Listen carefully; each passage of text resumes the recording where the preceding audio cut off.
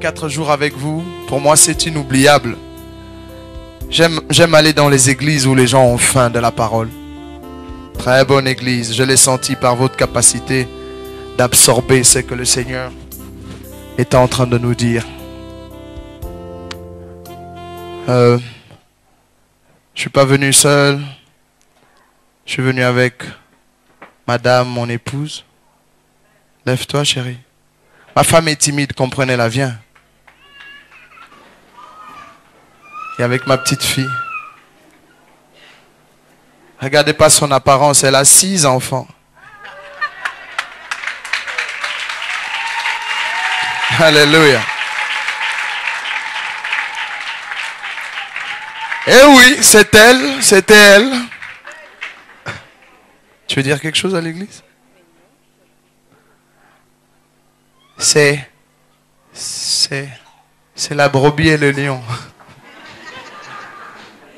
Va t'asseoir. Allez, t'asseoir. Alléluia. J'étais honoré de trouver, je ne savais pas que ma maman priait ici. Elle est juste assise là. C'était étrange. Je ne vais pas vous distraire. Je vous dis simplement que ma maman est ici à l'église. Lorsqu'elle vous dira qu'elle est ma mère, vous allez comprendre. Alléluia. Je ne voudrais pas la présenter à tout le monde. Il paraît que des fois que c'est mauvais. Je vous dis simplement, lorsqu'elle vous dira qu'elle est ma mère, vous saurez.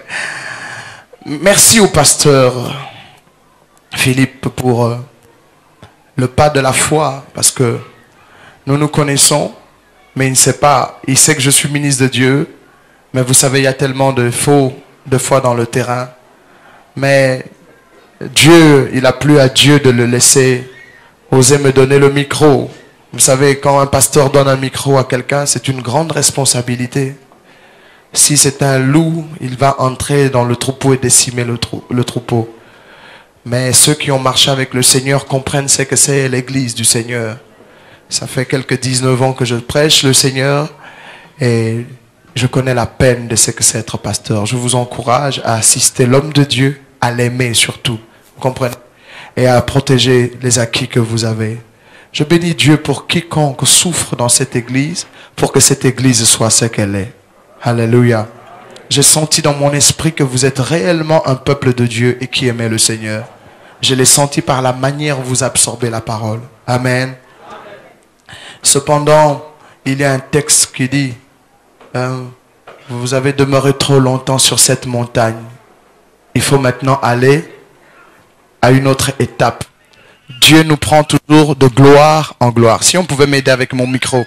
Dieu nous prend toujours de gloire en gloire. Il ne faut jamais croire que vous êtes arrivé dans la foi. Si vous croyez que vous êtes arrivé, eh bien, ce sera l'orgueil et la chute commence. Il faut monter, monter. Nous tous nous connaissons en partie.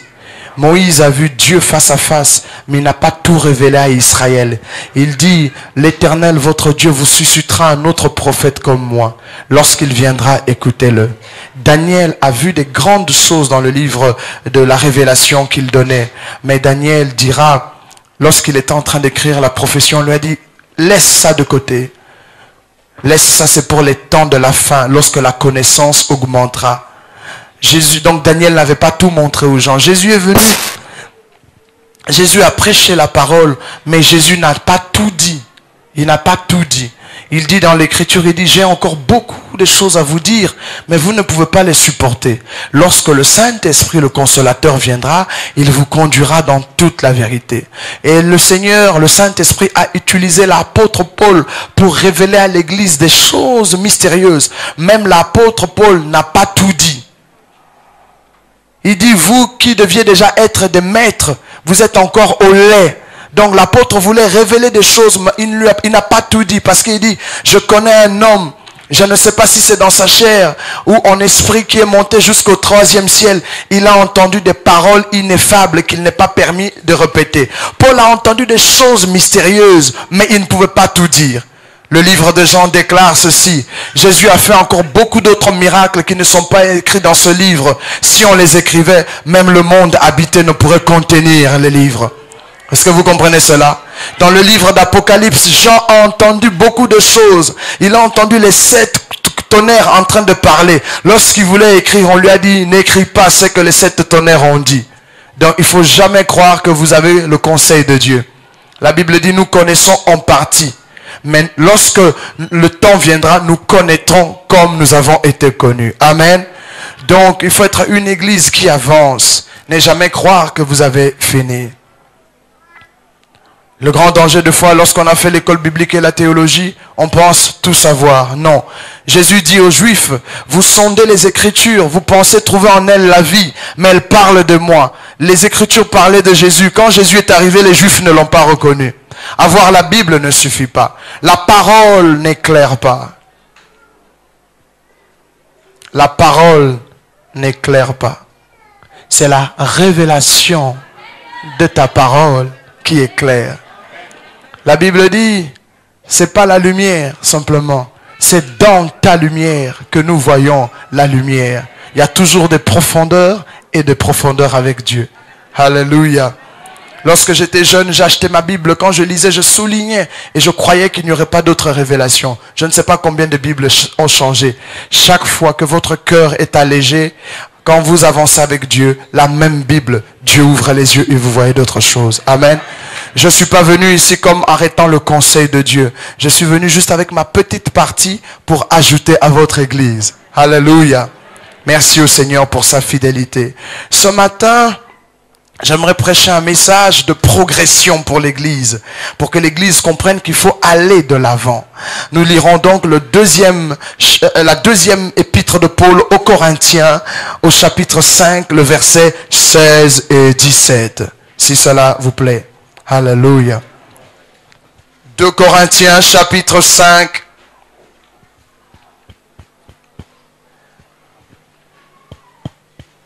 De Corinthiens 5. Versets 16 et 17. Chez nous à l'église, quand on donne un passage, si tu trouves, tu dis Amen. Même si nous avons les écrans, il est bon que tu aies ta Bible. Tout le monde y est? Nous lisons, je vais lire pour nous. Ainsi, dès maintenant, nous ne connaissons personne selon la chair. Et si nous avons connu Christ selon la chair, maintenant, nous ne le connaissons plus de cette manière. Ensemble, le verset 17, on dit, si quelqu'un est en Christ, il est une nouvelle création. Les choses anciennes sont passées, en présent on dit, voici, toutes choses sont devenues nouvelles.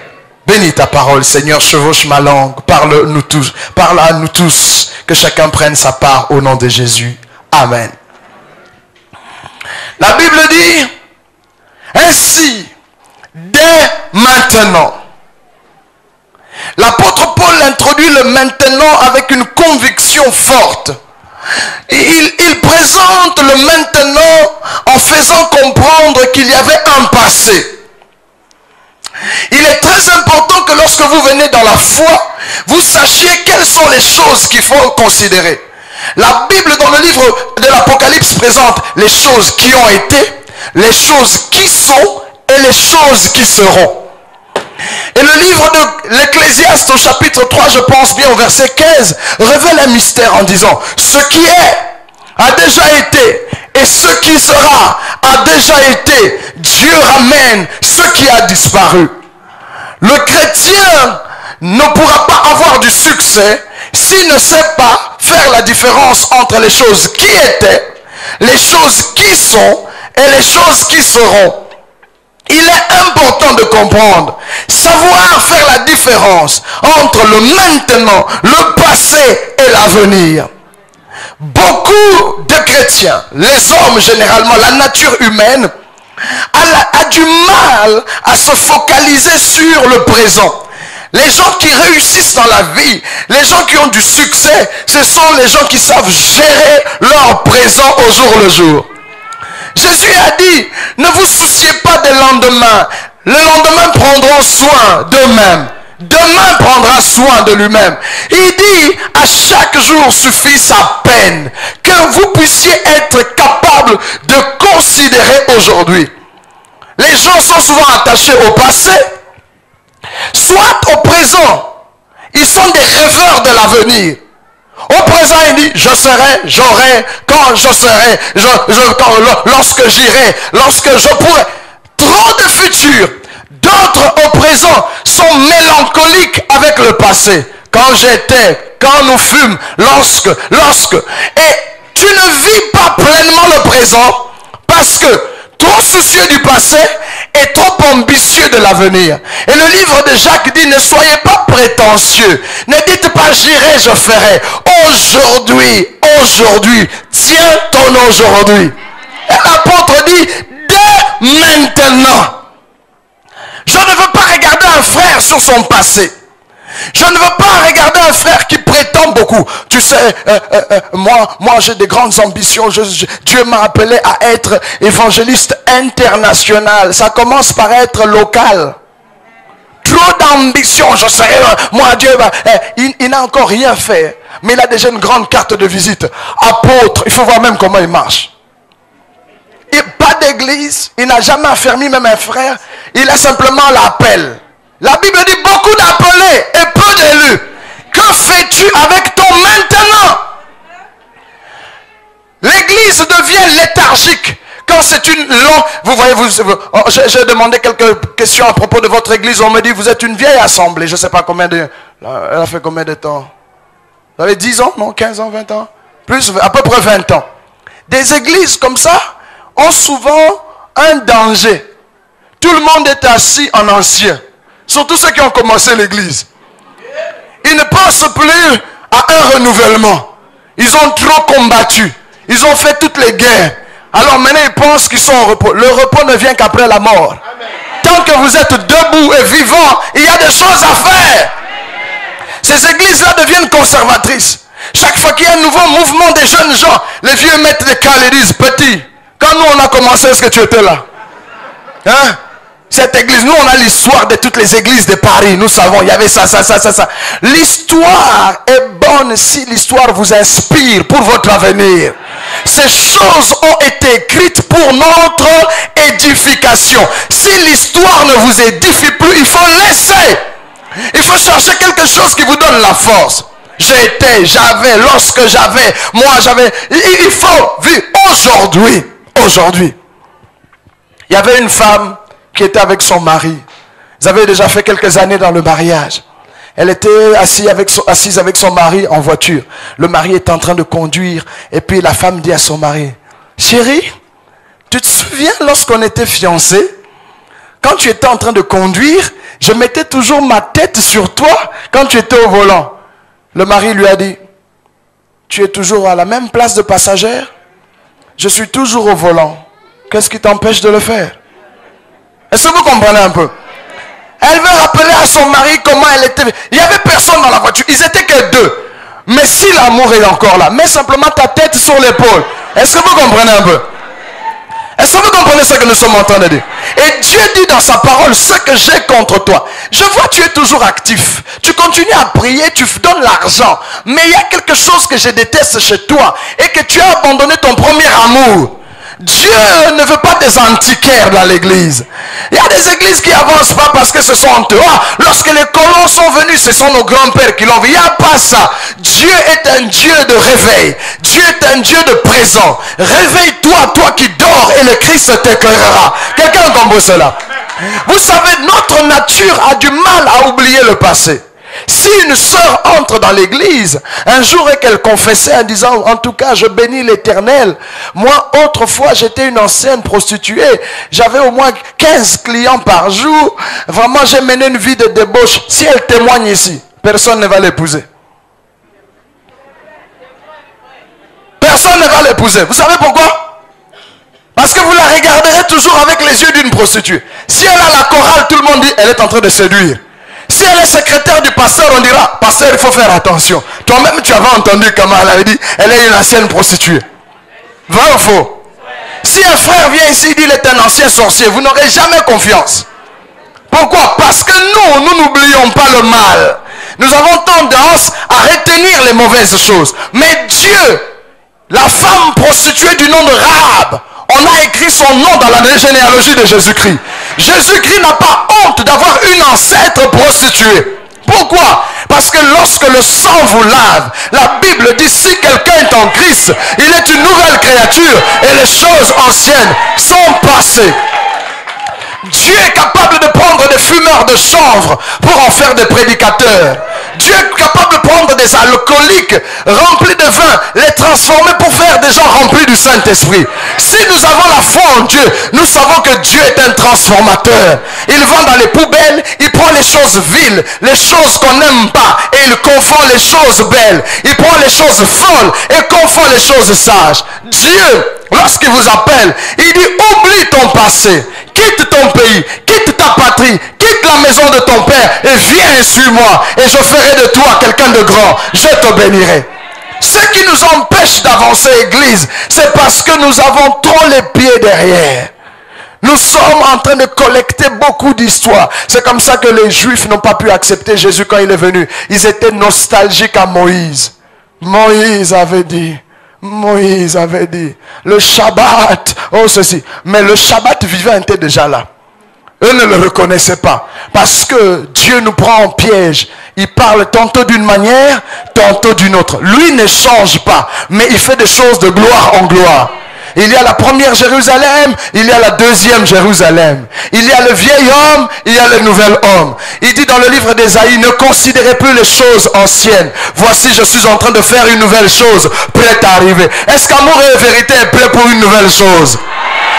Est-ce que vous êtes prêts pour une nouvelle chose?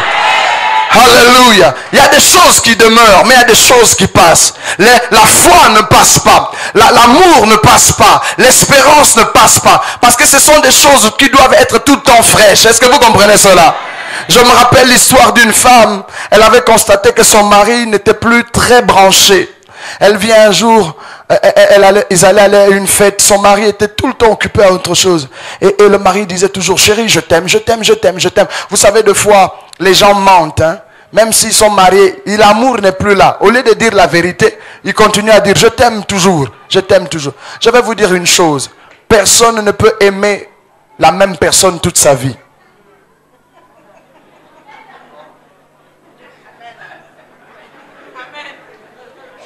Aucun homme ne peut aimer la même femme toute sa vie.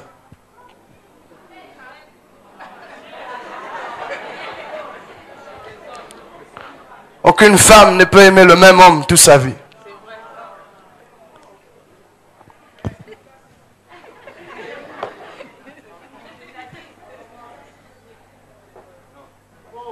D'accord, ça va. Quand je l'ai épousée, je crois qu'elle avait peut-être 56 kilos. D'accord? La jeune fille que j'avais épousée, c'est pas la même femme? Non. Physiquement, elle a changé. Psychologiquement, elle a mûri. Spirituellement, elle a monté de gloire. C'est pas la même personne?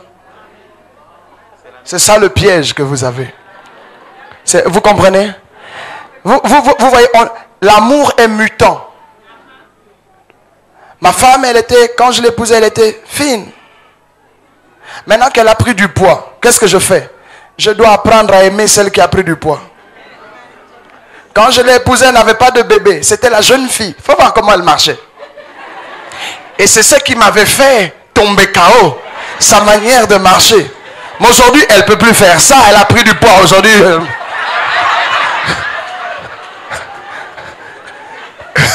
Qu'est-ce que je fais? C'est comme ça que les gens qui aiment toujours aimer la même femme tombent dans l'adultère. Parce que comme la femme que tu avais épousée qui était comme ça, maintenant qu'elle est comme ça, comme tu veux toujours le même modèle, tu vois qu'elle a vieilli, tu vas chercher une autre jeune fille qui est encore... Vous avez compris? Celle qui était sur les talons, aujourd'hui elle est devenue maman. Est-ce que vous comprenez? Dans 20 ans, peut-être qu'elle n'aura plus de dents. Je devrais apprendre maintenant à aimer la femme qui... Dans 50 ans, elle sera là comme ça. Est-ce que c'est la femme que j'avais aimée? Non, il y a eu une modification physique. Donc je devrais apprendre. J'ai vu des vieux papas qui s'aiment. Mais ce n'est pas la même jeune fille, vous comprenez? C'est de gloire en gloire. Et même Dieu ne nous aime pas de la même manière. Quand il nous prend, il veut que nous changions. Lui ne change pas. L'apôtre Paul dit, même si l'homme extérieur se détruit, l'homme intérieur se renouvelle de jour en jour. Aucune maman ne peut aimer que son enfant reste toujours bébé. Il y a une beauté quand l'enfant est bébé. Mais si 10 ans après, il ne marche pas, il est toujours bébé, tu vas le jeter.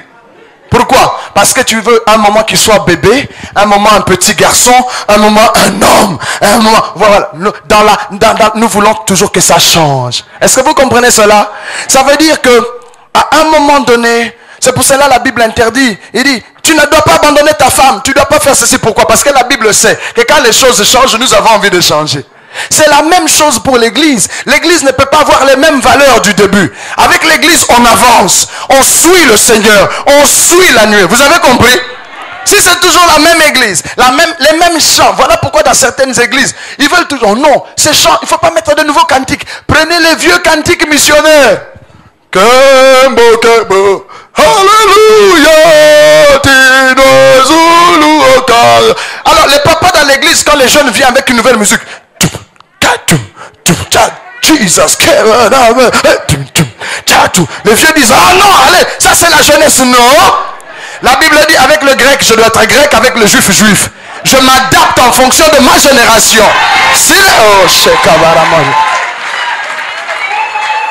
Est-ce que quelqu'un comprend ça? Dans les années 70, on avait des cheveux en grosse perruque afro-américain. Dans les années 80, c'est devenu le rat. Est-ce que vous comprenez un peu? Tout change, mais c'est Dieu qui reste le même. Est-ce que vous comprenez? Même si vous aviez un prédicateur qui vient, toujours le même message, des fois c'est fatigant. On voudrait passer à autre chose, de gloire en gloire. Quelqu'un a compris? Ouais, peut-être c'est difficile et tout, et tout. Moi, quand je marche des fois avec ma femme, je lui dis de s'adapter. Un jour, je me rappelle, je me promenais avec elle. J'ai vu une jeune femme passer avec des beaux cheveux. Je lui dis, chérie, regarde comment cette soeur elle a fait des cheveux. Il faut faire comme ça. Je trouve ça très mignon. Certains pensent que c'est la convoitise. Vous rigolez. Et ma femme était en train de j'ai couru, j'ai suivi la jeune fille. J'ai dit, mademoiselle, venez. Arrêtez-vous. J'aime les cheveux que vous avez fait. Attendez là. Chérie, viens. Et ma femme a regardé et tout. Pour qu'elle fasse la même chose. C'est pour cela qu'il y a des femmes, le mari se fatigue. Pourquoi? Ils préparent le poisson là. Depuis 20 ans, la même chose. Le poulet là, le mari même, c'est toujours la même sauce. C'est toujours la même manière de cuire le Thompson. Comme le poisson est fatigué. Il n'y a pas d'ingéniosité. Il n'y a pas de... C'est toujours la même chose. Depuis qu'elle a sa coiffure là des années 70, 70, c'est toujours... Et le monde passe. Et les générations changent. Ne t'étonne pas que ton mari aille dehors. Maman, il faut t'adapter. C'est pour cela, moi, je conseille aux mamans de ne pas venir à l'église comme si on était aux obsèques de Jésus. Il y a des mamans qui viennent comme si on est venu au deuil. Même si tu as 65 ans, mets le rouge à lèvres, mets-toi sur tes talons, mets des perruques. Quelqu'un a compris cela? Sarah, vous savez quoi? Sarah avait 65 ans. Sarah avait 65 ans, pasteur. Elle est entrée en Égypte. L'Égypte était troublée. Une vieille maman de 65 ans. Tout le monde a dit, il y a une femme, une araméenne qui vient d'entrer ici. C'est parti jusqu'au palais royal. Vous croyez quoi? Sarah était comme une vieille maman? Non. Abimelech a tremblé. Je vais vous dire une chose. Ce que je vais dire par là, je ne parle pas de l'excès que vous faites ici en tant que Parisien. Hein? Vous êtes charnel, vous n'avez que pour les choses charnelles. Moi je dis, il faut savoir. Il y a des filles qui disent, oh, moi, je ne me marie pas. Pourquoi? Toi, tu n'as que 15 ans. Quand on te trouve à la rue, avec des pagnes et ce n'est pas mauvais. Tu prends des allures de maman de 60 ans. Il faut connaître ton âge. Savoir comment va t'épouser.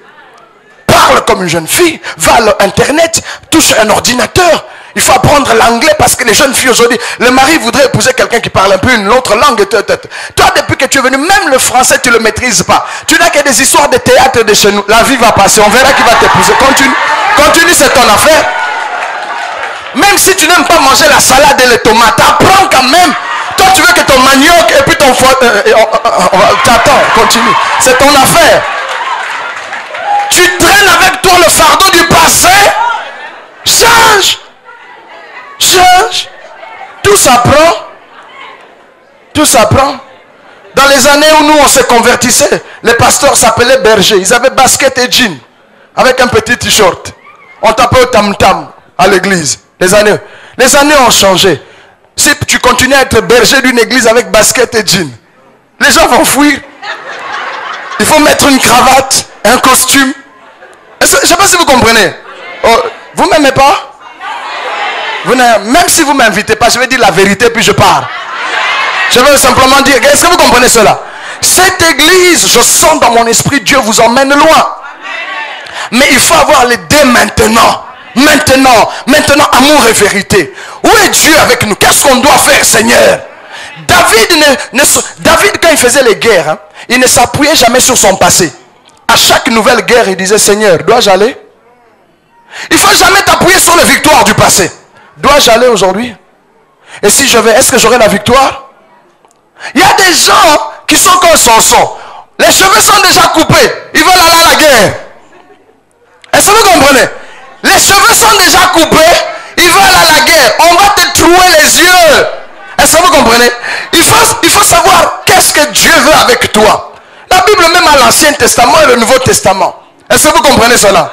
Dieu est un Dieu qui renouvelle les choses. Il dit ne considère plus les choses passées. Voici je fais de nouvelles choses. Et en Christ, tu dois avoir une transformation. C'est pour ça qu'on dit dès maintenant. Dès maintenant. Nous ne connaissons personne selon la chair. Les gens sont attachés à la chair. Dieu a dit à Abraham, si tu veux me suivre, quitte ton pays, ta patrie et la maison de ton père. Dieu est venu même changer le nom d'Abraham. Il y a des fois, Dieu change ton appellation. Parce que tu es tellement habitué à cette appellation-là d'échec et de galère. Dieu, des fois, est obligé de changer ton nom. Vous savez quoi? Vous savez que même le nom du Seigneur Jésus n'est pas le nom qui portera éternellement. Il parle de son nom nouveau. Vous savez ça dans l'Apocalypse? Il dit celui qui vaincra, je lui donnerai mon nom nouveau. Donc Jésus même portera un autre nom. Vous êtes surpris, hein? Parce que le nom de Jésus est puissant sous les cieux. Il n'y a aucun nom qui a été donné sur la terre par lequel nous devrions être sauvés. Quand tu meurs, le nom de Jésus ne sauve plus. C'est quand tu es vivant que le nom de Jésus sauve. Vrai ou faux? C'est quand tu respires. Si tu confesses de ta bouche le nom du Seigneur, tu seras sauvé. Une fois mort, là-bas, Jésus n'est plus sauvé. C'est fini. Dans le ciel, il porte d'autres réalités. Sur la terre, c'est le nom de Jésus qui sauve. Parce que même son nom veut dire Yeshua. Ça veut dire l'Éternel sauve. Après ça, il n'y a pas de purgatoire. Vous qui avez été catholique. Il n'y a pas de seconde classe. Si tu ne crois pas en Jésus aujourd'hui, tu seras terrorisé. Là-bas, il ne s'appellera plus sauveur. Il n'y a plus de miséricorde. Il sera le juge. Quelqu'un comprend ça? Même Dieu change. On parle de la nouvelle Jérusalem. Mais il faut maintenant, Église, quel est le maintenant avec le Seigneur? Ne nous parle pas de ton passé. Ne nous dis pas comment tu avais fait des évangélistes, des campagnes d'évangélisation. Autrefois, quand j'ai prêché, les paralytiques se levaient. Nous, on ne veut pas autrefois. Dis-nous ce que Dieu fait avec toi maintenant. Moi, autrefois, quand j'ai prié, la terre tremblait. Prie encore que la terre tremble. Oh, nous, on a soutenu l'église. Oh, nous, quand on donnait, donne encore. Nous, quand on chantait, chante encore. Parce que même pour Dieu, nous disons, Dieu va faire encore. Mais est-ce qu'on a des frères qui vont faire encore? Est-ce qu'on a des frères qui vont jeûner encore? Est-ce qu'on a des frères qui vont prier encore? Il y a des gens, vous les croyez toujours spirituels, mais ils sont déjà déphasés. Ils ne sont plus dans la course, mais ils donnent l'impression de la piété. Mais il manque ce qui le fait la force. Est-ce que vous comprenez cela? L'apôtre Paul dit, maintenant, dès maintenant, Nous ne connaissons personne selon son passé, selon la chair. Mais écoutez ce qu'il dit. Si nous avons connu Christ selon la chair, nous ne le connaissons plus de cette manière. Lorsque Paul écrit ce texte dans le livre de Corinthiens, à ce que je sache, sauf erreur, Paul n'a pas connu Jésus. Il n'était pas son ami. Mais comment il dit, si nous avons connu Christ selon la chair? Il y a des gens qui ne grandissent pas dans la foi. Ils ne connaissent que Jésus des évangiles. Christ selon la chair, le fils adoptif de Joseph. Christ selon la chair, né de la tribu de Judas. Christ selon la chair, le fils de Marie. Christ selon la chair, le pauvre charpentier de Nazareth. Christ selon la chair, on pouvait l'attraper, on pouvait le gifler, arracher sa barbe, le crucifier à la croix. Christ selon la chair, il avait faim, il avait soif. Dans la barque, il dormait. Quand il avait faim, il a maudit un figuier. Christ selon la chair. Il se fatiguait, il baillait, il buvait de l'eau, il demandait qu'on lui donne à boire. Jésus selon la chair avait certaines choses. Il n'y a pas que le Jésus des évangiles. Les évangiles sont une introduction à reconnaître le Christ selon la chair. Mais quand vous lisez le livre de l'Apocalypse, vous voyez un autre Christ. Jean a dit au jour du Seigneur, il était sur l'île de Patmos, il a entendu une voix qui ressemblait à une des grandes eaux derrière lui. Lorsqu'il s'est retourné, il a vu quelqu'un qui était au milieu de 7 chandeliers d'or tenant 7 étoiles dans sa main. Il dit ses yeux étaient comme des flammes de feu. De sa bouche sortait une épée à double tranchant. Son visage était comme le soleil en plein midi. Ses cheveux étaient comme de la laine blanche. Il portait une longue robe. Il avait une ceinture en or sur sa poitrine. Ses pieds étaient comme des lérins ardents. Quand Jean l'a vu, il est tombé. C'était pas le Christ de Nazareth, le petit garçon qu'on tapait. Il a changé. Il était maintenant le ressuscité du 3e jour. Il dit à Jean, voici j'étais mort et je suis vivant pour le siècle des siècles. Il dit, va, écris à l'église de Sardes, écris à l'église de Laodicée, écris à l'église de Pergame. Il dit, voici. Il se présente 7 fois, d'une autre manière, 7 fois. C'est pas le petit charpentier. C'est pour cela, on dit ceci. Lorsqu'il viendra, tout genou fléchira, toute langue. On dit même ceux qui l'avaient percé trembleront devant lui. Parce qu'ils ne reconnaîtront pas le petit agneau qu'ils ont percé. Ils le verront comme Jéhovah Sabaoth, l'éternel des armées, le Dieu tout-puissant, créateur des cieux et de la terre. Lorsqu'il marche, la Bible dit, lorsqu'il vient sur son cheval blanc, les armées célestes l'accompagnent. Sur sa cuisse est écrit roi de rois et seigneur de seigneurs. Est-ce que vous comprenez? Mais quand il était sur la croix, tous les disciples l'ont fui. Il était seul. Si vous avez connu Christ des évangiles, le temps est arrivé de monter dans la révélation de l'Apocalypse, à voir la révélation du roi de gloire. Lorsqu'on était en train de persécuter Étienne, Étienne a dit, il dit, je vois les cieux ouverts et je vois le Fils de Dieu debout à la droite de Dieu. Quand ceux qui entendaient ça ont crié tout d'un coup. Ils ont dit, non mais c'est le type qu'on a crucifié ici que tu dis tu vois à la droite de Dieu. Dieu vous emmènera de gloire en gloire. C'est pour cela dans nos familles, lorsque un enfant prie, la Bible dit nul n'est prophète chez lui.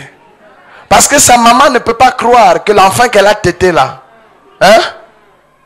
puisse lui imposer les mains, puisse dire maman Dieu me montre que toi ça. Imaginez-vous les frères de Jésus, ils étaient là tous avec lui souvent, et un jour Jésus disparaît pour 40 jours et quand il revient il change de caractère. Il dit maintenant après 30 ans j'ai récupéré ma position, je suis le Fils de Dieu et c'est moi qui vous ai créé. Attends, 30 ans tu étais avec nous ici. Pour un service où tu as disparu 40 ans, et 40 jours seulement, il revient, il entre dans la synagogue en leur disant, l'Esprit du Seigneur est sur moi, car il m'a oint, pour guérir ceux qui ont le cœur brisé. Ouvrez les yeux. Il se dit, 40 jours de retraite, d'où tu as eu ça? Et même dans nos églises, nous sommes étonnés qu'un frère qui était venu en train de balayer l'église, et que tout d'un coup le Seigneur le prophétise. Si vous n'avez pas la révélation, vous allez persécuter le frère. C'est comme ça que ça s'est passé avec Joseph, le plus jeune de sa famille. Tout d'un coup il leur dit, j'ai vu le soleil, la lune et les étoiles. Ils ont dit quoi? J'ai vu, on était en train de lier des gerbes et ma gerbe. Et on est quoi? Rêveur. Vendons-le, on va voir. Et beaucoup de gens vendent les dons dans l'église ici. Ils vendent, ils persécutent des frères. L'église aurait pu avancer, mais les conservateurs ne veulent pas. Tout le monde peut passer dans une autre gloire. L'apôtre Paul dit, lorsque j'étais jeune, je pensais comme un enfant. Mais quand j'ai grandi, j'ai changé. L'apôtre Paul dit, ce qui pour moi avait de la valeur, je le considère aujourd'hui comme de la boue à cause de l'excellence de la connaissance de Christ. Vous devez grandir. Vous devez grandir. Vous savez, humblement je vous dis, quand je me suis converti, je me suis battu pour faire l'école de théologie. Dieu n'a jamais permis. Je n'ai fait ni école de théologie, ni école de biblique. Ni école biblique. Dieu n'a pas permis. Je crois qu'il voyait que j'étais trop cartésien. Il connaissait le danger pour moi. Il a préféré me faire fonctionner par la foi. Et j'ai appris à changer quand Dieu veut que je change. Est-ce que vous comprenez? L'intérieur ne change pas, mais l'extérieur change. Personne d'entre vous ne porte le même habit tous les jours. Si tu manges toujours du pain et de l'eau, tu vas te fatiguer. Vous comprenez un peu? Les sens humains veulent la transformation. Même Adam qui était créé complet, après un moment on a dit il n'est pas bon qu'il soit seul. On va lui donner une femme. Je ne sais pas si vous comprenez ce que je suis en train de dire là. Le Seigneur veut nous emmener quelque part. Et je sais qu'il l'a déjà fait. Je sais que vous êtes prêts à cela. La Bible dit, si quelqu'un est en Christ, il est devenu une nouvelle création. Ce verset-là est un verset avec piège. C'est un verset de confusion. Parce qu'il ressemble à un autre verset. L'autre verset dit, Christ en vous, l'espérance de la gloire. Et puis celui qu'on vient de lire dit, si quelqu'un est en Christ, il devient une nouvelle création. Ces deux versets, les chrétiens, quand ils l'entendent, ils pensent que c'est la même chose. Ces deux versets sont différents. Christ en vous et vous en Christ sont deux choses différentes. Christ en vous, c'est l'espérance de la gloire. Mais vous en Christ, on dit, tout change directement. Si quelqu'un est en Christ, voici, il devient une nouvelle créature. Les choses anciennes passent. Mais Jésus peut être en vous. Jésus, je dis, écoutez bien, Jésus peut être en vous, mais vous ne changez pas. C'est quand vous entrez en Jésus que vous changez. Et Jésus a fait la différence. Quelle est la différence? Quand Christ entre dans mon cœur, je deviens candidat à la gloire. Et la Bible dit, beaucoup d'appelés, peu d'élus. Jésus en moi, je peux espérer de grandes choses. Mais quand moi je suis en Christ, la Bible dit, je change. Quelle est la différence? Jésus disait souvent, ne savez-vous pas que le Père est en moi et que je suis dans le Père? Le Père était en lui pour assurer la présence, mais lui il était dans le Père parce qu'il ne faisait que la volonté du Père. Jésus dit, si mes paroles demeurent en vous et vous vous demeurez dans ma parole, demandez tout ce que vous voulez. Il y a une différence entre avoir la parole en soi et marcher dans la parole. Je ne sais pas si vous comprenez cela.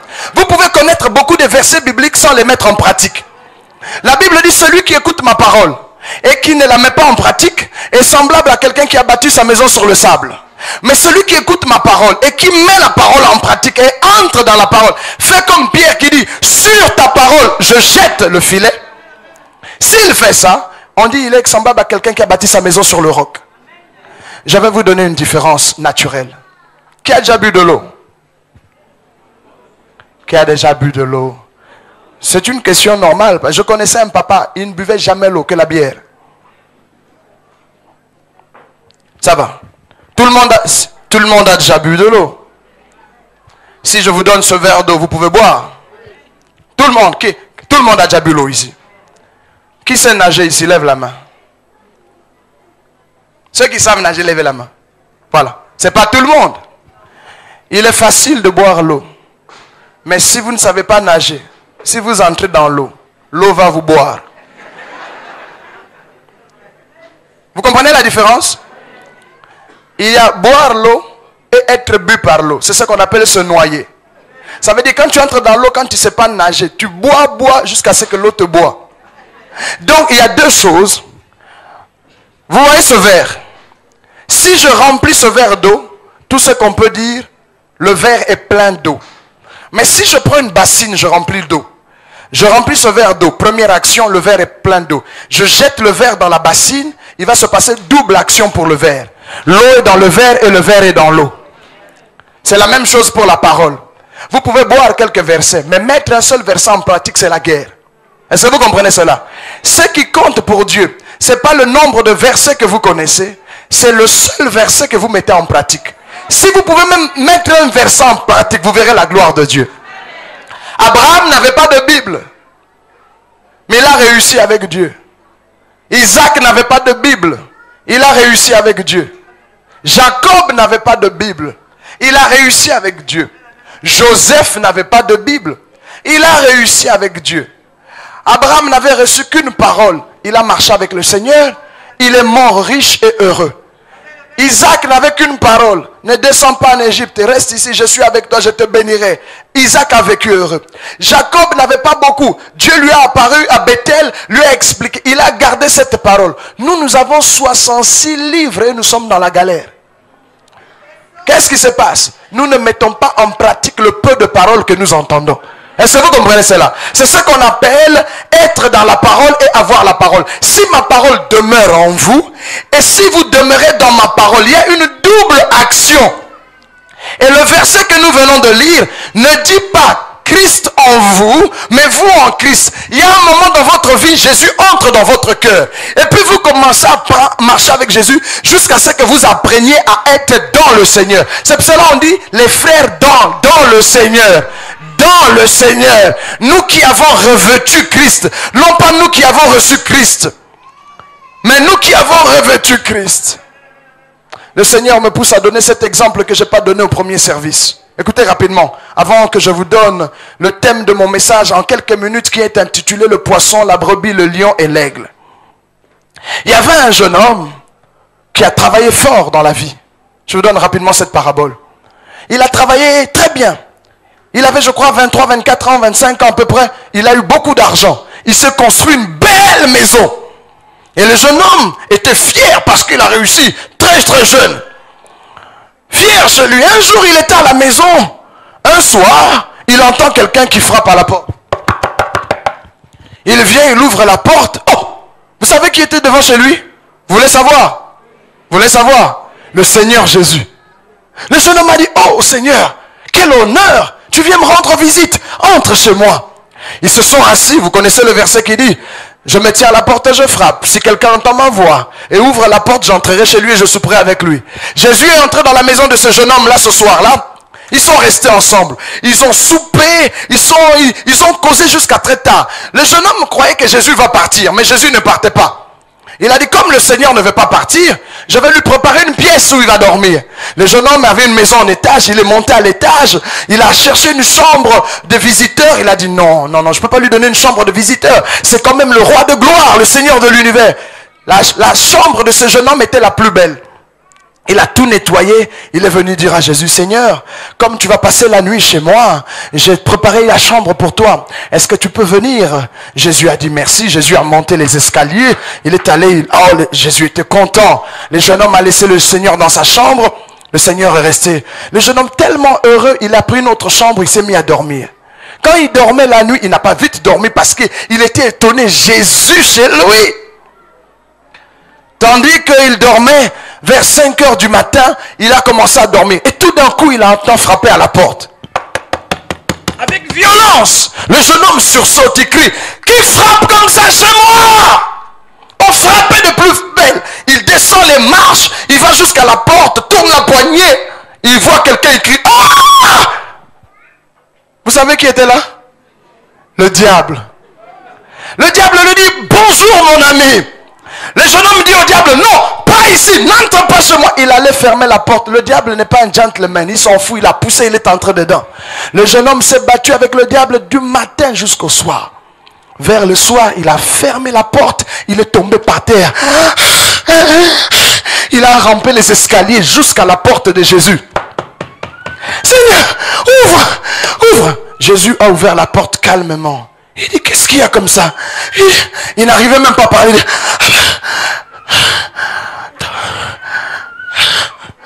T'as pas entendu le combat que j'avais? Jésus lui dit, si, j'ai entendu. Il dit, oh, mais pourquoi tu n'es pas venu, Seigneur? Jésus lui dit, mon ami, quand je suis venu ici, tu m'as confié une chambre. pour le reste de la maison, tu n'as rien dit. Le jeune homme regarde le Seigneur et dit, oh! Il est allé, il est resté inquiet. Il a dit, mais le Seigneur exagère. Déjà, je lui donne ma dîme, il veut encore beaucoup. Déjà, je vais tous les dimanches matin à l'église, il réclame. Vous voyez comment nous pensons. Les gens pensent que quand ils ont fait un peu, Dieu n'a plus le droit sur quoi que ce soit. Vous comprenez? Il a dit, mais Jésus exagère. Je lui ai donné la plus belle des pièces. Il dit, non, mais c'est quand même ma maison, ce sont mes études, j'ai souffert, c'est mon argent. C'est quand même ma vie. Quand il pensait à ça, l'idée du diable est venue. Il a crié, non, non, il est allé chez le Seigneur. Il dit, ouvre. Ok, on fait un marché. Je coupe la maison en deux. L'étage d'en haut, l'étage c'est pour toi. Je garde quand même la partie d'en bas. Jésus lui dit merci. Jésus ne force jamais, il dit merci. Ils ont dormi ce soir-là. 5 heures du matin. Le jeune homme va ouvrir la porte. Ah! Vous savez qui était là, n'est-ce pas? Le diable. Il dit bonjour. Le jeune homme va fermer la porte. Le diable était dedans. Combat. Le mal que je ne veux pas faire, c'est ce que je fais. Le bien que je veux faire, je ne le fais pas. Malheureux que je suis, qui me délivrera de ce corps de la mort? Bataille avec... Il y a des chrétiens hein, avec le Seigneur, mais qui luttent encore. Vers le soir, il ferme la porte. Il tombe pratiquement évanoui. Rampe les escaliers, va frapper à la porte de Jésus et dit, Seigneur, Seigneur, ouvre. Jésus ouvre la porte. Il dit, mais qu'est-ce que tu as comme ça? Jésus lui dit, mon ami, quand je suis arrivé ici, tu m'as donné l'étage. À propos d'en bas, tu m'as rien dit. Le jeune homme regarde au Seigneur. Il dit, quoi? Je fais déjà des sacrifices. Avant, je donnais la dîme, mais maintenant, je donne la moitié. Je venais une fois par semaine au culte. Maintenant, je fais tous les cultes. Maintenant, je suis à toutes les intercessions. Je fais tout. Je fais pratiquement tout. Jésus a refermé la porte. Le jeune homme est resté en train de méditer. Il a pensé que le diable peut revenir. Il a sursauté. Il est allé. Ouvre, ouvre. Il dit, Seigneur, j'ai compris. J'ai compris. Je crois avoir compris ce que tu veux. Ce qu'on va faire est que, au lieu que toi tu habites chez moi, la maison devient la tienne. Moi j'habite chez toi. Vous comprenez la différence? Avant, Christ habitait chez lui. Et malgré que Christ était avec lui, il avait des problèmes. Beaucoup de problèmes. Il y a des gens qui ont Jésus ici, qui ont des problèmes. Dimanche, vous faites semblant comme si vous n'avez aucun problème. Vous-même, vous savez. Le foyer ne fonctionne pas. Vos enfants, ça ne va pas. Même quand vous donnez l'impression d'être béni, vous savez vous-même comment vous avez eu cette voiture-là et cette maison-là. Est-ce que vous comprenez? Et ces choses-là, ça marche. Même ton mariage, tu sais bien que l'homme-là ne t'avait pas choisi. C'est ta cousine qui a fait l'influence. Toi-même, tu sais. Toi-même, tu sais. Tu fais semblant comme si ça marche. Toi, tu sais. Toi-même, tu sais. Tu sais. Vous comprenez? Tu luttes. Parce que ce n'est pas Dieu qui a donné. Toi-même, tu as fabriqué. Or, seule la bénédiction de l'Éternel qui enrichit, il ne la fait suivre d'aucun chagrin.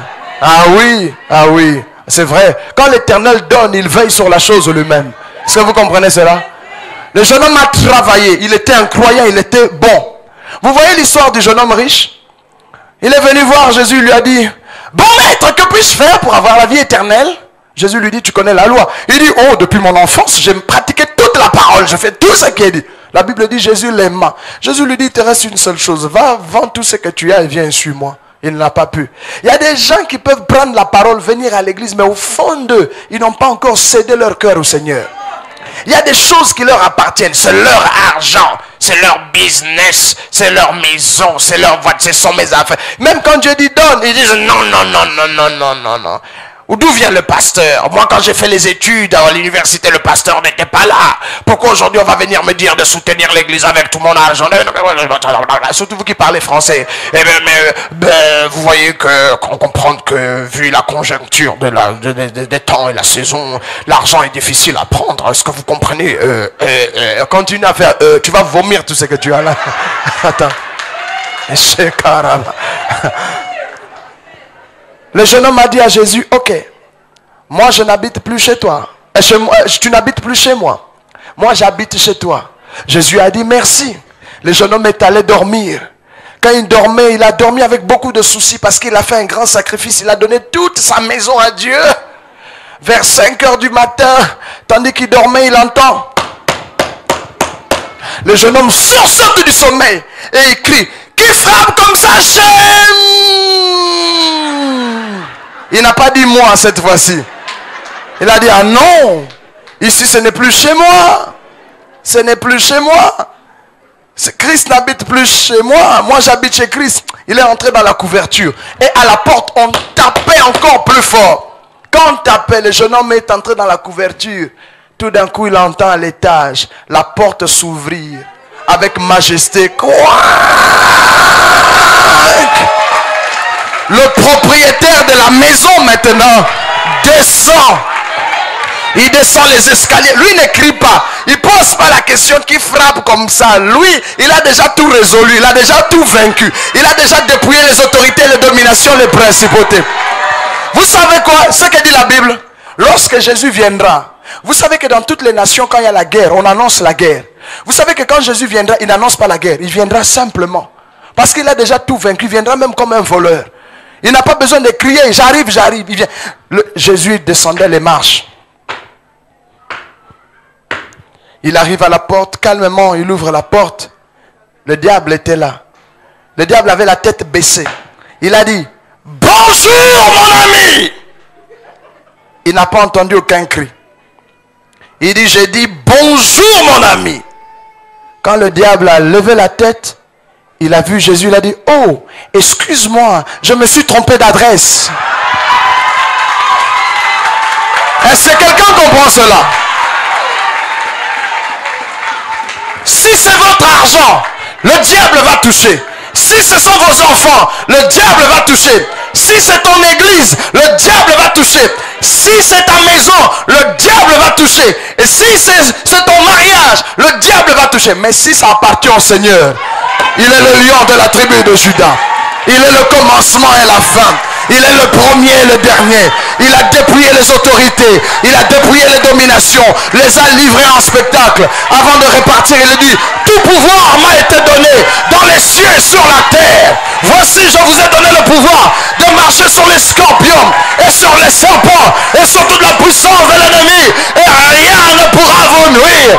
À l'agneau qui a été immolé, il est digne de recevoir puissance, sagesse, richesse, force, honneur, gloire et louange. Criez Jésus!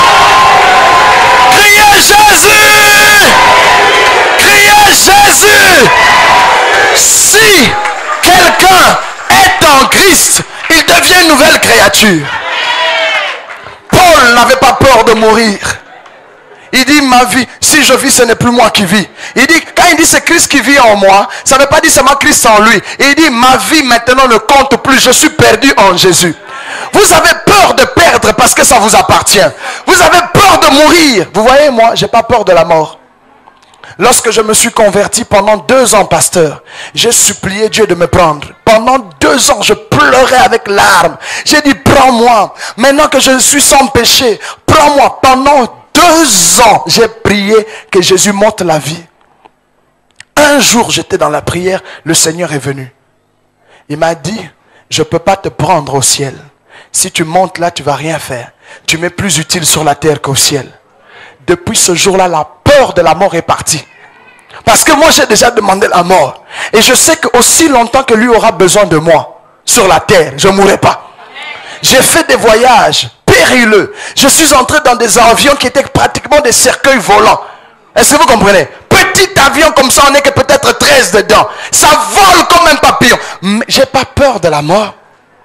Si la mort vient, comme dit l'apôtre Paul, la mort m'est un gain. Paul était arrivé à un endroit où il n'avait plus peur. Vous savez pourquoi? Parce que tout ce qu'il avait, il avait déjà donné au Seigneur. Vous avez peur quand les enfants sont malades, quand ceci, cela, quand ça ne va pas. Quand ça... laissez vos fardeaux à ses pieds.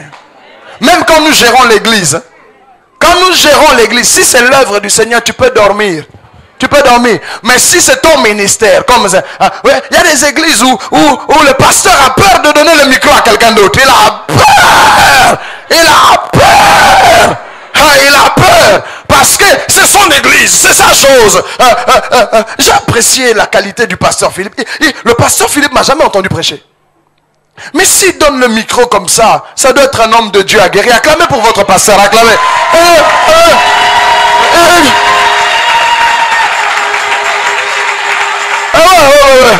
Il y a des gens qui sont là. Moi je connais des pasteurs, hein, quand ils voyagent, hein, s'il n'a personne, il met une cassette. Hein.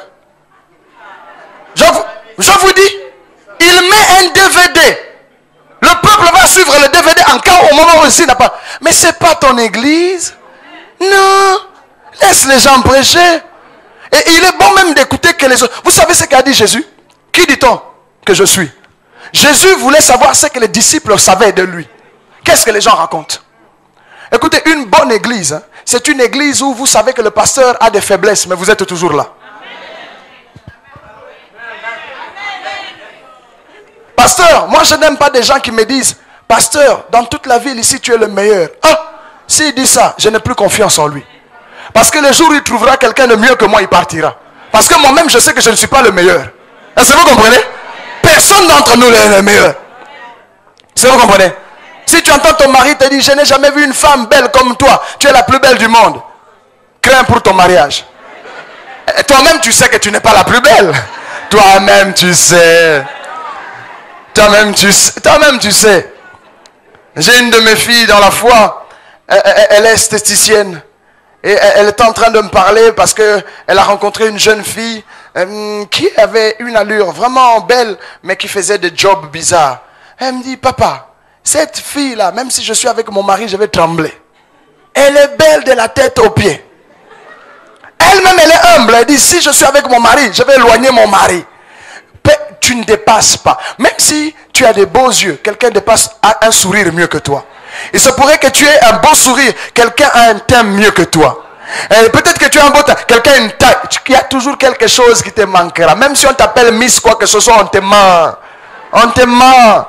Laisse que Dieu donne son avis sur toi, pas les hommes. Pas les hommes. Vous savez cela, un jour quand nous étions fiancés, j'étais avec mon épouse, on devait prendre un taxi.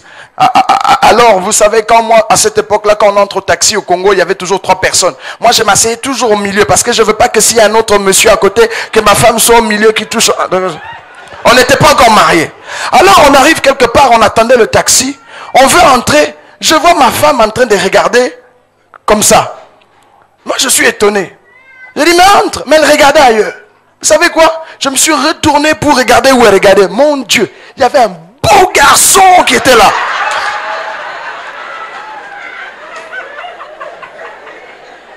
Il était légèrement brun, belle moustache, coupé à point, avec des yeux doux.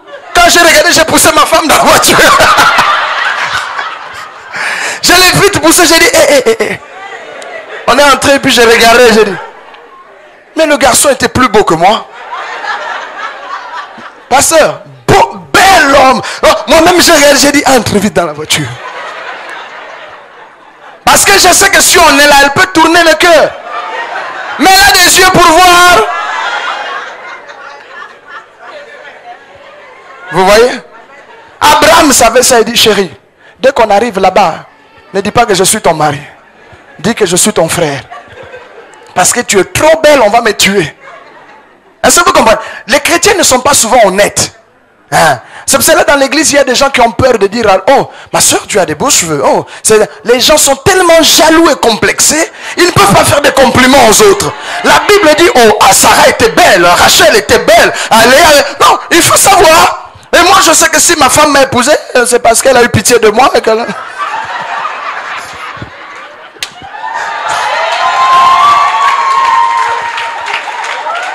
Et je suis jaloux. Je suis jaloux. Mais j'ai pas peur parce que c'est Dieu qui me l'a donné. Ah, vous voyez? C'est la seule chose. Il faut jamais... Même si tu es riche, tu trouveras quelqu'un de plus riche que toi. Tu trouveras toujours quelqu'un de plus intelligent. La vie, il faut être content de ce que vous avez et laisser ça entre les mains du Seigneur. Laissez-moi rapidement. Est-ce que j'ai encore du temps pour ajouter une portion? Je m'arrête là. J'ai pas fini mon message. Bon, on va voter. Qui veut que je continue quelques minutes? Non, on ne vote pas. Je veux savoir seulement avec la permission du pasteur. Parce que le Seigneur a conduit le message autrement. Mais le message est intitulé « Le poisson, la brebis, le lion et l'aigle ». Laissez-moi vous parler de ça rapidement. Prenez avec moi Matthieu chapitre 13. Il n'y a pas une église qui va prier après ici, n'est-ce pas? Il y a quelqu'un après nous? Alors écoutons la parole. Peut-être que je ne reviendrai plus jamais. Qui sait? Matthieu chapitre 13, versets 47 et 51. On va faire une lecture rapidement pour que je vous fasse comprendre où est cette église. Et vous-même, avec l'homme de Dieu et tous ceux qui travaillent ici, vous devez voir où se trouve le niveau de votre église. Je sens que Dieu veut vous emmener quelque part. Mais où sommes-nous? Matthieu chapitre 13, verset 47 au verset 51. Je vais lire pour nous. Le royaume des cieux est encore semblable à un filet jeté dans la mer et ramassant des poissons de toute espèce. Quand il est rempli, les pêcheurs le tirent et après s'être assis sur le rivage, ils mettent dans des vases ce qui est bon et ils jettent ce qui est mauvais. Il en sera de même à la fin du monde. Les anges viendront séparer les méchants d'avec les justes et ils jetteront dans la fournaise, les jetteront dans la fournaise ardente où il y aura des pleurs, des grincements de dents. Avez-vous compris toutes ces choses? Jésus disait plusieurs choses. Suivez-moi attentivement. Maintenant arrêtez de lire votre Bible, s'il vous plaît. Suivez, je vais partager avec vous. Jésus compare le royaume des cieux à un filet qu'on jette dans la mer. Quand on jette le filet n'est pas intelligent. Le filet est bête de foi. Quand vous jetez un filet dans l'eau, le filet ne va pas prendre le poisson que vous cherchez. Tu ne vas pas dire, filet, va me chercher simplement des carpes. Le filet ramasse tout. Plastique, grenouille, morceaux de bois, pieuvre, tout. Méduse, le filet prend tout. Et le filet t'apporte tout. Maintenant, toi, quand tu as vu le filet t'a rapporté tout, si tu es un pêcheur, c'est à toi de faire quoi? De trier. Tu fais le tri. Tu prends ce qui est bon pour toi, tu le mets. Ce qui est mauvais, tu le jettes. C'est la même chose avec le filet de l'évangile. Quand la bonne nouvelle est prêchée, il y a beaucoup d'appelés, mais peu d'élus. Tout le monde vient. Vous croyez que quand vous avez cette église aussi grande qu'elle est, tout le monde, une église à brebis, c'est toujours, bon, on va acheter une parcelle pour l'église. Tout le monde donne 100 euros, 100 euros, 100 euros, 100 euros. C'est pas biblique. La Bible n'a jamais dit que tout le monde devrait donner la même chose. Celui qui a peu, donne peu, et celui qui a beaucoup, donne beaucoup. On peut pas dire tout le monde donne 100 euros, 100 euros, 100 euros. Ce n'est pas biblique. Parce que vous ne gagnez pas de la même façon. Vous n'avez pas les mêmes moyens. Celui qui a 10 000, qu'il donne 1000. Celui qui a 10, qu'il donne 10. Celui qui a peu donne peu, celui qui a beaucoup donne beaucoup. Chacun selon ce qu'il a compris du Seigneur. Vous comprenez cela? Dans une église de Lyon, c'est pas comme dans une église de brebis. Dans une église de brebis, tout le monde donne 10 euros pour faire la salle. Tout le monde donne 20 euros pour qu'on fasse les instruments. Dans une église de Lyon, le pasteur dit simplement, nous devons acheter une parcelle qu'on contribue. Tel vient avec 100 000, tel avec 500 euros, tel avec 50 000, tel avec 10 000. C'est une église qui a grandi dans le caractère. Parce que, quand les autres se marient, je n'ai jamais vu un frère qui dit, moi je ne peux pas me marier parce qu'il faut que tous les frères de la génération avec lesquels on était entrés dans l'église se marient. Jamais. Quand vous entrez à l'hôpital, celui qui est guéri sort avant, n'est-ce pas? Chacun a sa saison. Est-ce que vous comprenez? Vous voyez, mon épouse est pratiquement la 5e personne de sa famille. Elle n'a pas attendu, elle n'a pas dit non, ma tante, ma grande sœur X, mon frère n'est pas marié, moi je ne peux pas me marier. Quand c'était son tour, elle s'est mariée avant tout le monde. Est-ce que vous comprenez? Est-ce que vous comprenez? Donc Dieu ne nous bénira jamais de la même manière. Toi tu as 10 000 euros, donne 10 000 euros, on va acheter la parcelle. Toi tu as 100 euros, donne tes 100 euros. Toi tu as 50, donne tes 50. Si tu peux directement régler la question avec 1 million d'euros, mais fais-le. Dans une église de Lyon, c'est comme ça que ça se passe. Un lion ne dit pas toujours allons à la chasse tout le monde. Si vous regardez dans la nature, un seul lion peut attraper un buffle pour toute la communauté. Est-ce que vous comprenez? Jésus n'a pas à demander des anges de l'accompagner à la croix. Jésus était le lion de la tribu de Juda. Il a dit vous tous restez, je m'en vais combattre le diable moi-même. Lorsqu'il y avait la bataille entre les Philistins et Israël, vous savez ce que les Philistins ont dit? Que tout le monde ne vienne pas, choisissez une seule personne. David est venu. David n'a pas dit allons. David avait un caractère de lion. Il dit Saül, calme-toi. Vous autres asseyez-vous. Je m'en vais combattre notre ennemi. Voilà l'église des lions. Lorsqu'il y a un besoin dans l'église, on n'a pas besoin de faire de cotisation. Celui qui a beaucoup, donne beaucoup. Est-ce que vous comprenez cela?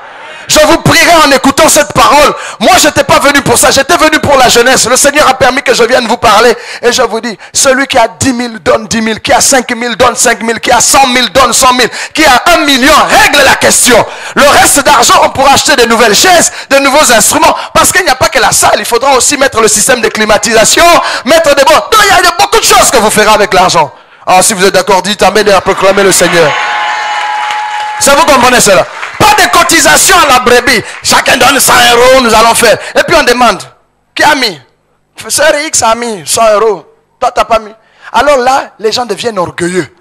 Ils croient qu'ils ont fait quelque chose. Non, si Dieu t'appelle au sacrifice, votre église a besoin de quelque chose. Après près de 20 années ou 15 années, je ne sais pas quel est le temps de votre église, on devrait avoir quelques lions ici. Le pasteur, quand il y a un projet comme ça, il faut avoir votre endroit. Je vais vous dire, c'est embêtant que d'avoir 3 églises dans ces bâtiments. Quand on est en train de faire la modération, on loue là-bas. Il y a le tapage. Des fois, ça s'écrit. Si vous avez votre propre endroit, vous pourrez gérer la situation d'une manière assez particulière. Est-ce que vous comprenez cela? Dans une église de Lyon, les gens agissent selon ce que Dieu leur a donné. Et les choses sont différentes. Il est bon d'avoir une église de Lyon. Mais le lion a un problème. C'est là où je vais m'arrêter en donnant un dernier exemple. Le lion a un problème. Le lion est de fois trop ambitieux. Il arrive aux gens de donner, ils ne donnent plus avec amour. Ils deviennent orgueilleux. Ah, c'est grâce à moi qu'on a acheté le truc là. Moi, il y a des gens qui disent, oh, moi cette église, si l'église est vivante, c'est mon intercession. Si moi je quitte cette église tombe. C'est notre intercession. Alors les musiciens aussi deviennent orgueilleux. Si j'abandonne la chorale là va être par terre. Parce que tout le monde est certain de ce qu'il peut faire. C'est grâce à moi, c'est grâce à moi. Vous devez savoir que si vous faites l'orgueil, Dieu va vous remplacer sans problème. Dieu a toujours autre chose. Si tu ne donnes plus, quelqu'un d'autre donnera. Si tu ne chantes plus, si vous n'acclamez pas, Dieu va faire que les pierres puissent louer le Seigneur. Ne fais pas le fier. Donne ton argent, chante à l'église, intercède, participe. Si tu ne le fais pas, Dieu va te confisquer ton don.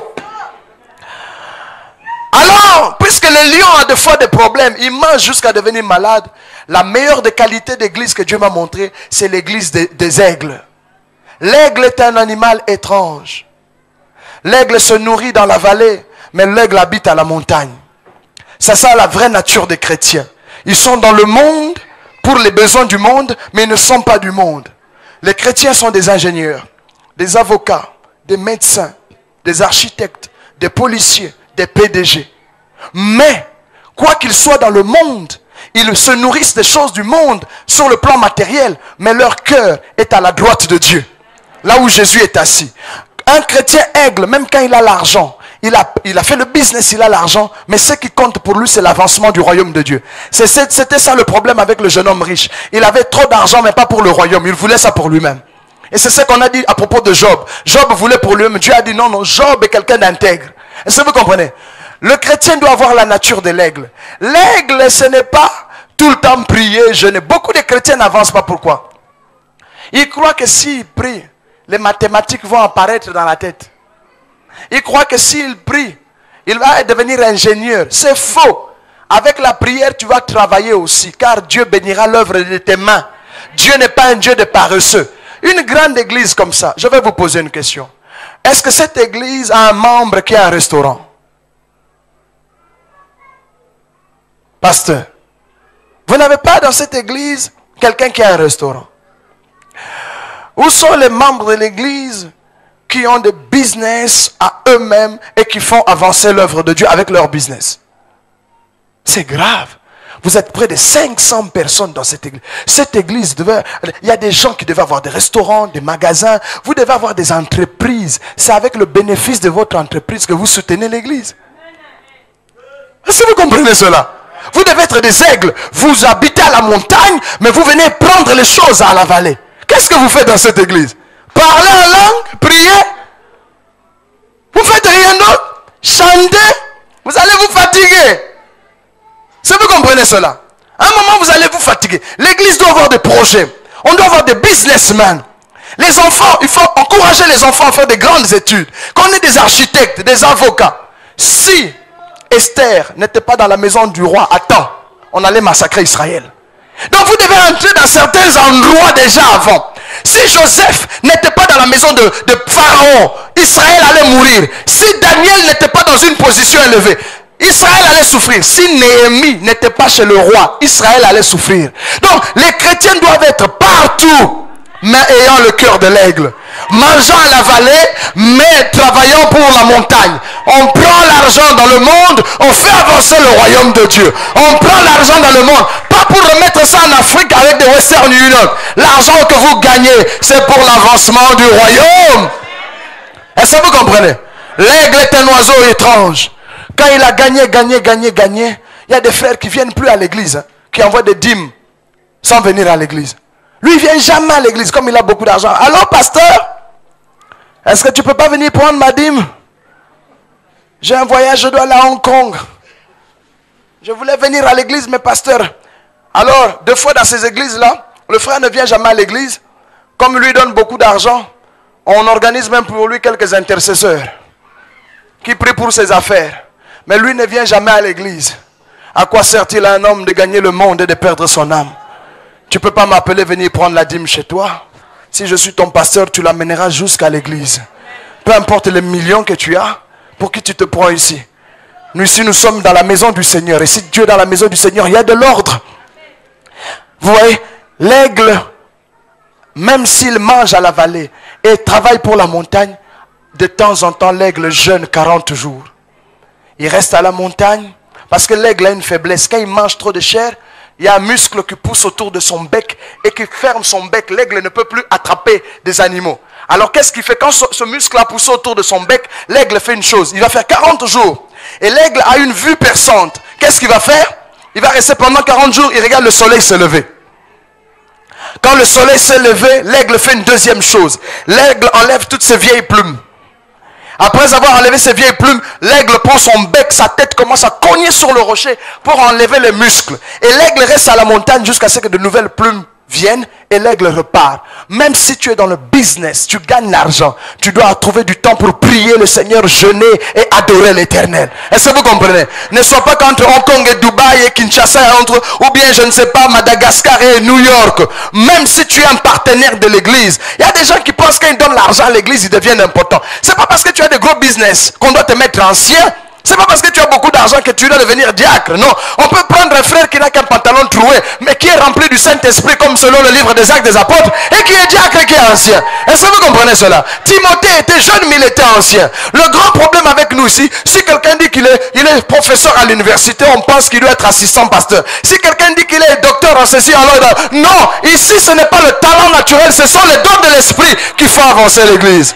Oh mes frères, est-ce que cette église est une église de poissons, de brebis, de lions ou de l'aigle? C'est à vous de répondre à la question. Moi, votre humble serviteur, par la miséricorde du Seigneur, je suis venu vous apporter la parole. Je m'arrête là. Que celui qui a des oreilles pour entendre, entende ce que l'Esprit dit aux églises. Que le Seigneur soit loué et béni.